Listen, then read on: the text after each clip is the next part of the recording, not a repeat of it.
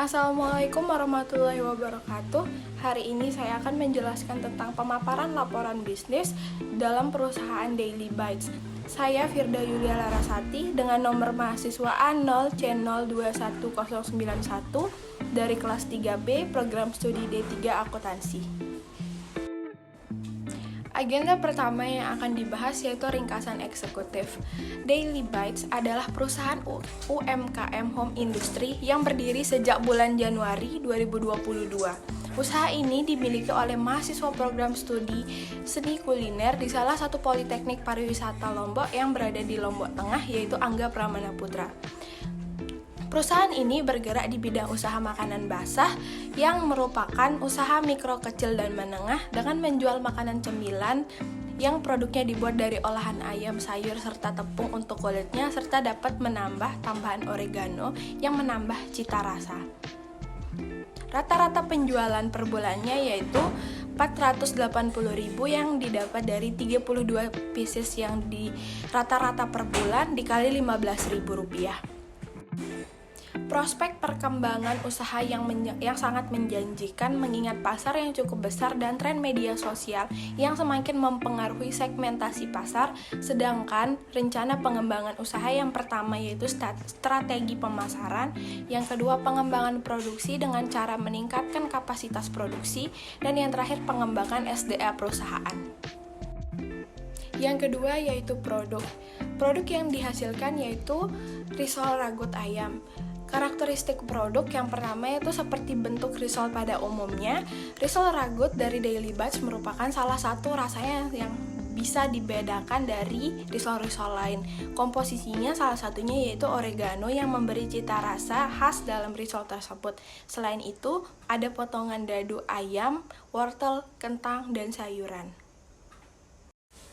Yang ketiga yaitu keunggulan produk yang ada 5. Yang pertama yaitu memiliki rasa yang khas, yang kedua potongan daging yang tidak pelit, dan yang ketiga packaging yang digunakan dapat didaur ulang, yang keempat ukuran besar dengan harga yang murah, dan yang terakhir dapat diorder melalui Gojek. Yang keempat yaitu segmentasi pasar. Segmen pasar yang dipilih dalam usaha ini adalah semua kalangan yang menggunakan media sosial, diutamakan dari pelajar dan anak kos. Karena segmen ini sangat tepat bila dilihat dari segi lokasi karena idenya yang terinspirasi dari tren anak muda masa kini yang gemar dengan makanan yang terkesan baru dan kekinian. Produk yang kita pasarkan cocok untuk dikonsumsi oleh berbagai kalangan, mulai dari anak-anak hingga dewasa yang menggunakan media sosial Instagram dan aplikasi Gojek. Yang kelima yaitu strategi pemasaran.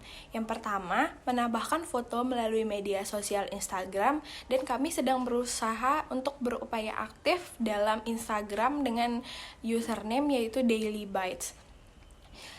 Kami biasanya memberikan paid promote kepada salah satu partner bisnis kami dan menambahkan QR code agar pelanggan lebih mudah untuk menemukan akun Instagram kami.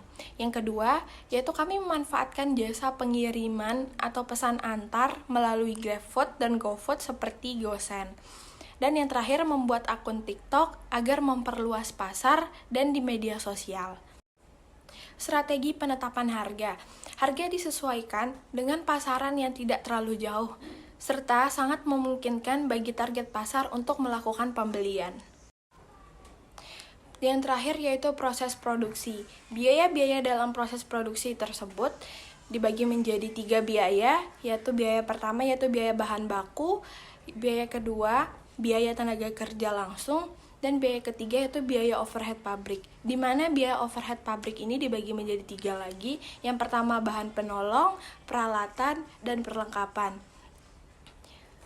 Isi-isi dalam biaya bahan baku, biaya tenaga kerja langsung, dan lain-lain dapat dilihat dari tabel di samping. Tahap proses produksi dibagi menjadi 5 tahap. Yang pertama yaitu tahap pembuatan kulit dan isi. Tahap kedua yaitu mengisi isian ke kulit risol dan menggulungnya.